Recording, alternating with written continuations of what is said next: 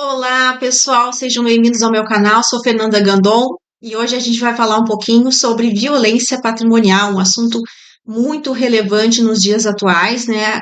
Quando existem cada vez mais denúncias, né, sendo feitas por parte das pessoas em relação à questão de uso dos seus recursos financeiros, dos seus bens patrimoniais, né? Que a pessoa está sendo restrita, está sendo privada de poder utilizar os seus bens, né? Mas vamos ver o que que é isso exatamente, o que que é a violência patrimonial conforme demanda a lei, ok? Vou compartilhar a tela aqui com vocês e já volto.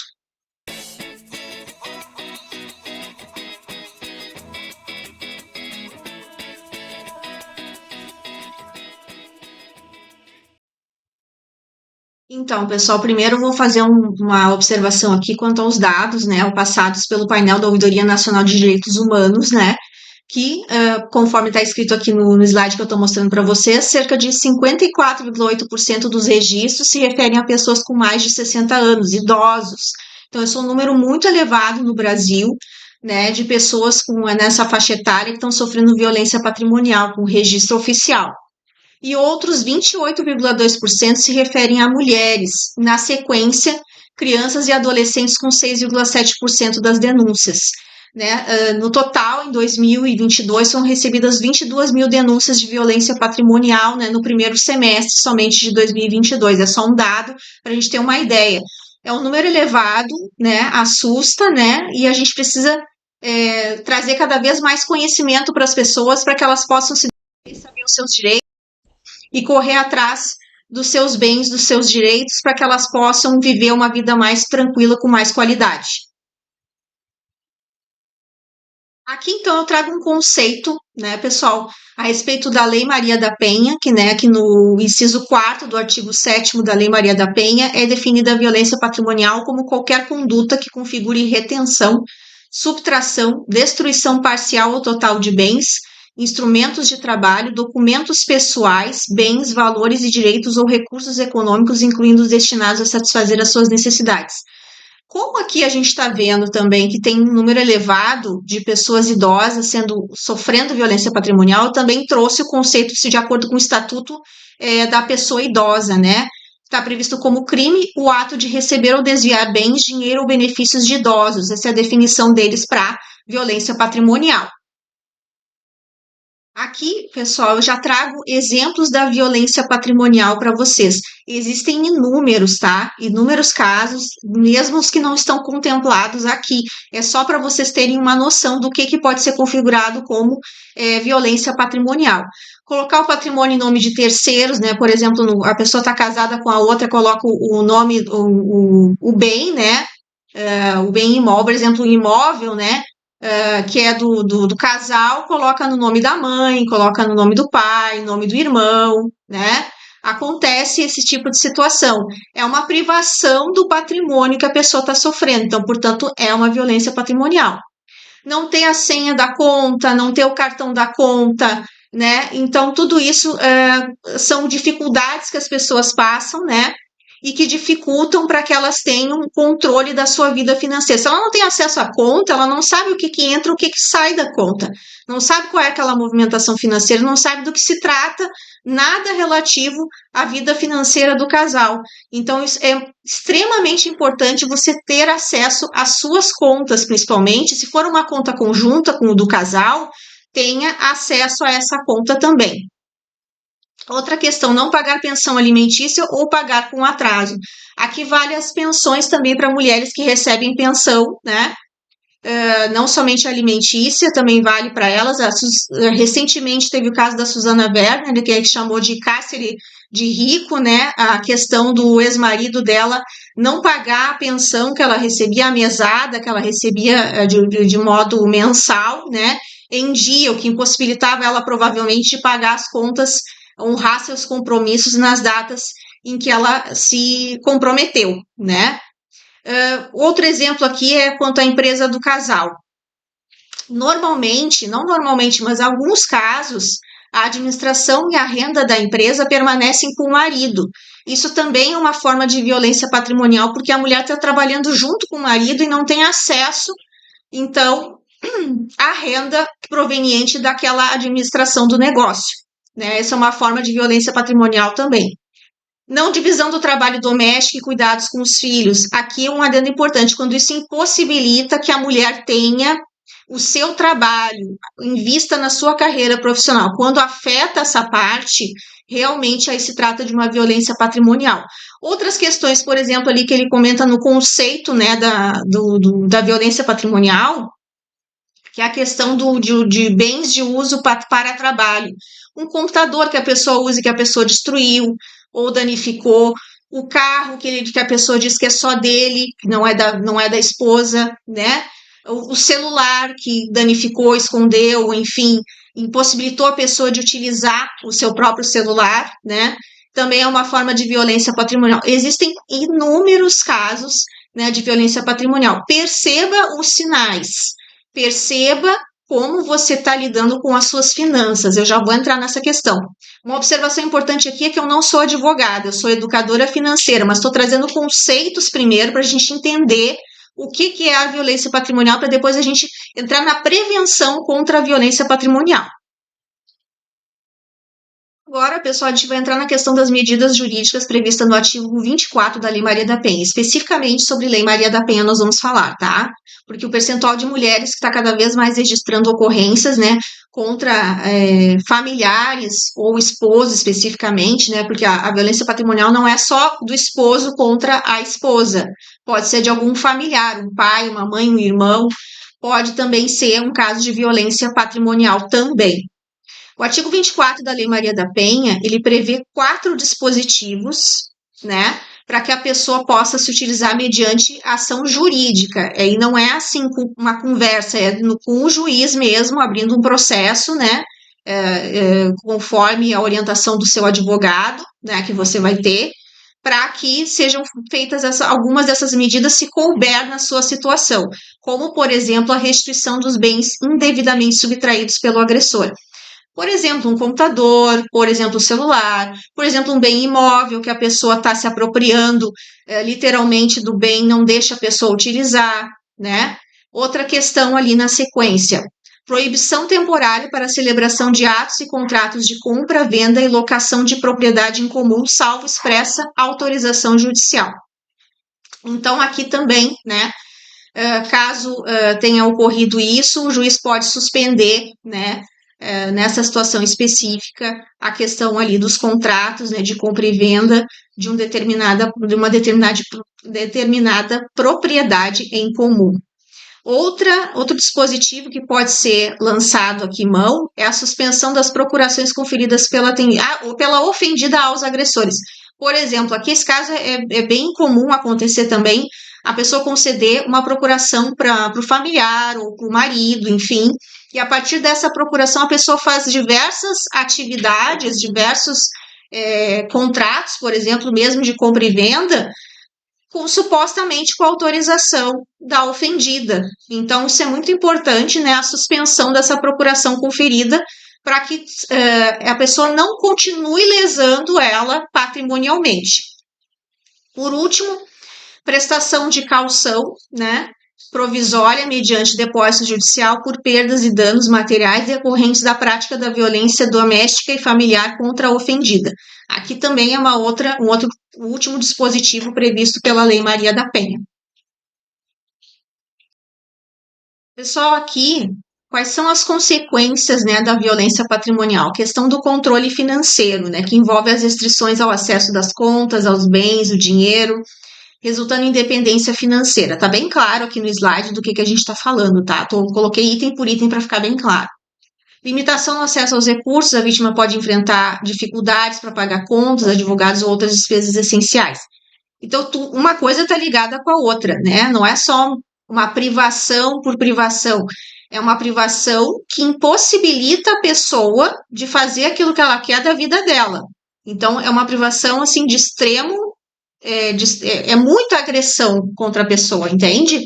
Porque ela não vai conseguir, por exemplo, pagar um advogado para constituir um processo para poder sair da situação da violência patrimonial. Às vezes acontece isso, não consegue sair.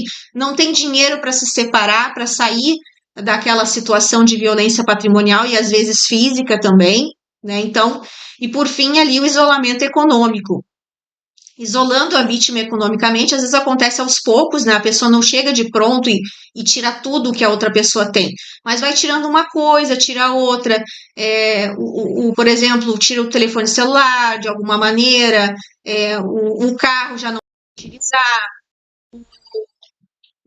o imóvel também, se tem imóvel em conjunto, se apropria daquele imóvel, e assim vai, aos poucos vai lapidando tudo que a pessoa tem, né? E deixa ela vulnerável economicamente e psicologicamente também deixa vulnerável. Aqui, pessoal, a gente já entra na parte, né, dos educadores financeiros aqui, que é a parte da prevenção contra a violência patrimonial. Se você não sofre violência patrimonial, mas quer se prevenir, né, ou mesmo está sofrendo, já saiba alguns dispositivos, algumas coisas, algumas medidas que você pode tomar para sair dessa situação, ou mesmo não entrar nela também, né? Prevenção contra a violência patrimonial, então, conheça seus direitos e as leis, né? Assim você vai ter noção do que você pode fazer, né?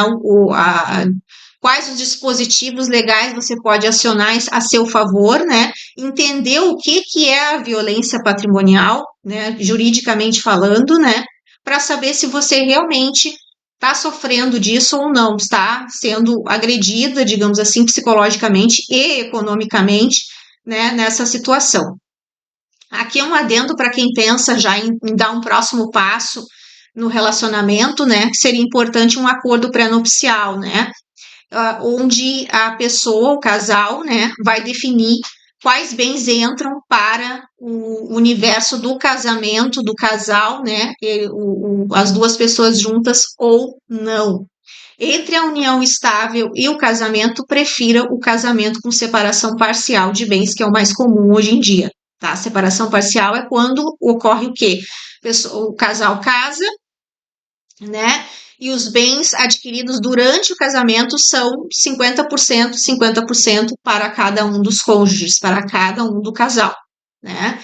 Então, e defina o que será administrado individualmente. Isso é muito, e por isso que é importante o acordo pré-nupcial, né? Então, se você está nessa fase, vai dar o próximo passo, faça alguma espécie de registro oficial a respeito da combinação do casal. Se os bens vão ser todos do casal, antes e depois do casamento, da união, enfim, né? Ou se somente os bens que vão ser construídos, né, a partir do casamento, que vão ser do casal. Comunicação e transparência financeira, né? Que é aquela questão, sempre manter um canal aberto com a pessoa que você tá, né? Principalmente quem divide, por exemplo, mesmo que seja uma questão de você morar com seus pais, tenha definido qual é o papel de cada um dentro das finanças da casa, né? Qual é o papel de cada um. Então, e verifique se está sobrecarregando alguém, né? Para que ninguém fique sobrecarregado com alguma despesa eventualmente, né? A não ser alguma questão particular, como perda de emprego, alguma situação esporádica e temporária que a pessoa esteja passando, né? Tenha acesso às suas contas bancárias, tenha acesso à movimentação financeira, né? Então, e compartilhe as informações sobre as suas finanças também, é importante compartilhar. Né? Estabelecer, né, qual é a responsabilidade de cada um é muito importante. Outra forma de prevenção também contra a violência patrimonial é a questão da independência financeira. É de extrema importância que a mulher ou o idoso, enfim, principalmente esses que são mais afetados, tenham independência financeira. Justamente para não ficar à mercê de outra pessoa, né, que lhe dê, digamos assim, quando decidir e a quantidade de dinheiro que achar que deve dar, porque isso vai acontecer. Então, uma forma é ter a sua fonte de renda própria, né, reservando uma quantia para suas despesas pessoais, ajudando a evitar essa situação, né, tornando-se vulnerável, né, essa é outra questão. Documento sobre o seu patrimônio, registro de extratos, de contas bancárias, tenha registro, a documentação do imóvel, se você tiver imóvel, documentação do carro, se você tiver carro, documente tudo. E documente também situações de violência patrimonial, às vezes por uma mensagem, alguma coisa que você verifique que realmente está acontecendo, documente. É importante ter uma rede de apoio também, né? Mantenha contato com os amigos, com familiares, organizações de apoio, participe de grupos de conscientização, compartilhe a sua experiência com outras pessoas, ajude outras pessoas a sair dessa situação. Isso é muito gratificante também. E por fim, que é extremamente importante, que poucas pessoas falam, mas que está cada vez mais abrindo, as pessoas estão se conscientizando, é investir em educação financeira. Isso vale para toda a população mundial. Não é só para quem está sofrendo violência patrimonial. Investir em educação financeira é de extremo valor para uma vida mais saudável, tá? Para o bolso e para uma vida com uma qualidade de vida melhor, que é isso que a gente quer, né? Não delegue as suas tomadas de decisões também, né? Por isso a questão da informação da educação financeira. Não delegue para o outro a sua responsabilidade pelas suas decisões, né? A sua vida. Não delegue a sua vida para outra pessoa. Tome as suas próprias decisões. Se você não sabe, não tem conhecimento sobre algum pesquise, procure. Então, é de extrema importância o conhecimento em educação financeira, né? Então, tem canais de denúncia, né? Que você pode utilizar, inclusive denúncia anônima, né? Então, é de extrema importância que você tenha ciência disso. E se você verificou que está nessa situação de violência patrimonial, busque ajuda, busque uma rede de apoio para te auxiliar, né, para sair dessa situação. E não delegue a sua vida para outra pessoa escolher o que ela acha que vai fazer bem para você, né? E às vezes não é o melhor para você naquele momento. Esse é o recadinho de hoje, pessoal. Espero que tenham gostado do conteúdo, né? Trouxe porque realmente é uma situação, os números assustam, né? A respeito de violência patrimonial no Brasil. Então, eu trouxe para clarear a situação aqui sobre o que é a violência patrimonial. Tem diversas pessoas que estão divulgando, como a Ana Hickman, Susana Werner, Michael Jackson também sofreu abuso patrimonial, o cantor Mirim Jordi também, a cantora Nayara. Então, tem diversas pessoas famosas que dirá nós, réis mortais, né, que não somos celebridades, né? Passamos também pela mesma situação, né? Então, vou deixar aqui no card também para vocês um outro vídeo, né, sobre educação financeira, que é o Saia do Endividamento, né, para vocês curtirem lá depois, assistirem depois desse vídeo aqui. Se esse vídeo já fez sentido para você, deixa o seu like, né? Compartilha com os familiares, compartilhe com os amigos, né? Para que cada vez mais pessoas saibam o que é a violência patrimonial e como se prevenir, né? Deixa o seu like, se inscreva no canal, que semana que vem tem outro vídeo já engatilhado para a gente destravar suas finanças pessoais aí ao longo do ano de 2023 e também 2024. Conto com a participação de vocês nos vídeos. Já deixa aqui como sugestão algum vídeo que você queira para a gente trazer o conteúdo aqui para vocês. Um grande beijo. Tchau, tchau.